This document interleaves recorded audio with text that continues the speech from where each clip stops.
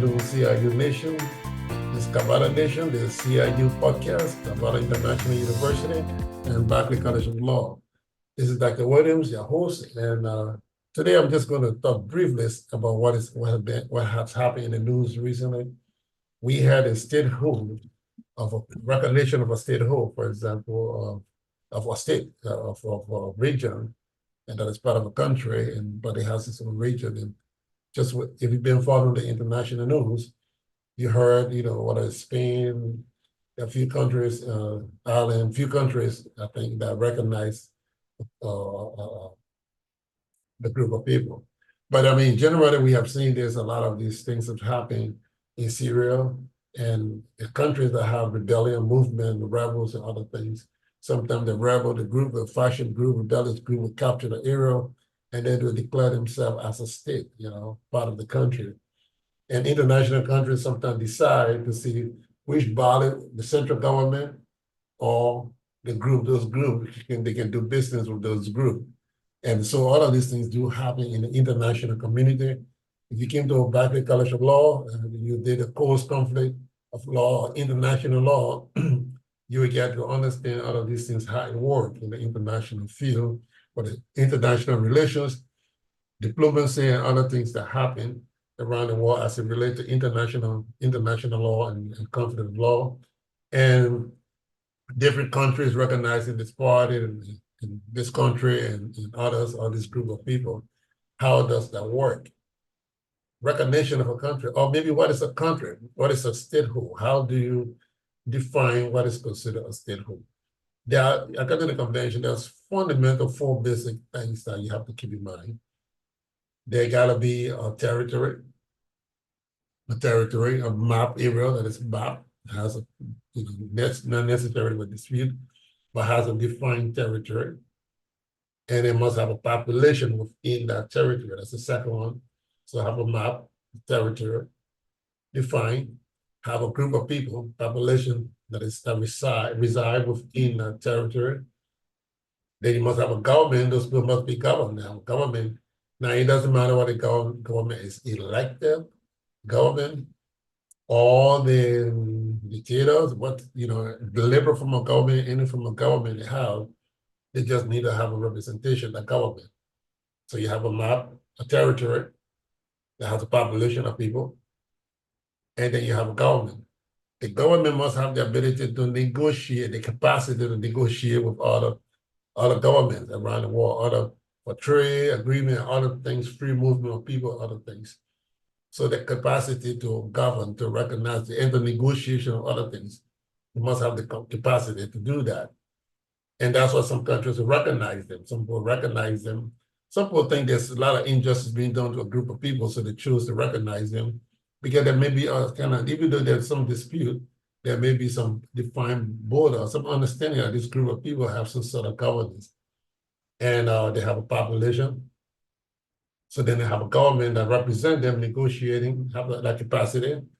And so that territory may still be disputed, they may still recognize them. So they have a territory, and they have a government, they have a population, and they negotiate with other people.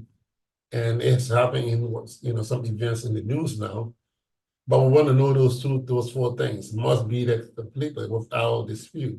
You can't have a group of people that are all part of another country, and then they say they are citizens. Except they can define that group and protect that map, that area, that territorial area. They may acquire, additional area and other things in the future, but that definition must be there in the international law. They have a territory, have a population, have a government, have a capacity to enter agreement, the negotiation, free flow of people, whether it's traveling with visa, but just government, regular, everyday government things that you want to travel, you get a visa, you can do a trading, commerce, recognition of law, criminal law, all of those systems have to be some kind of regulation that govern those people. And that is what defines the state. And then, of course, other countries will recognize them, but they don't have to be recognized in order to be called a state. But it helps to recognize them, because then that means those countries that recognize that newly formed state can do business with them. So anyway, when you hear this is the statehood, and others say, no, you can't do that, they should enter bilateral agreement, define the terms. Maybe it's a matter of security, or they might define that term, or there may be some land dispute. They may say, we need our land. Other group will say, once they settle that boundary part, you have people, and then, you have the government. But it's a lot of times they gotta be rebellious. Countries in Africa have been in places, in Asia as well. They gain their independence from protesting and being rebellious and other things, and then eventually lead them to get their independence, whatever it's India, it can be soft revolution, or it can be rebellious act, military rebellious act. But these states have done so many different things to gain their statehood, and of course at the loss of the life of many people. So it's sad. But that is the international recognition of a state. You gotta have those four basic elements. And of course, as you go into the depth of international law, conflict of law, you will learn more things that come about extraterritorial and many other things, secession of state and many other things, regulation, human rights, protection of the rule of war, and all of those things. You will learn so many different things, like human rights abuses and basic regulation of what they constitute, the protection of the population, and all will be discussed in the international law, conflict of law, and many others. So we invite you to take a look at our courses, come to us, and then do that course. You will really benefit with international relations, international diplomacy, international law, and so many other things we cover in that course.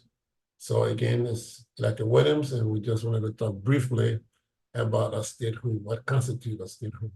Thank you for listening. CIU Nation, CIU Podcast followers, YouTubers. Please continue to follow us. And of course, always continue to be part of our global community of a very nice environment for our students. We want our students to all be comfortable, and we invite all to look into our program. You have a blessed day, and thank you for listening. Again, it's Dr. Williams.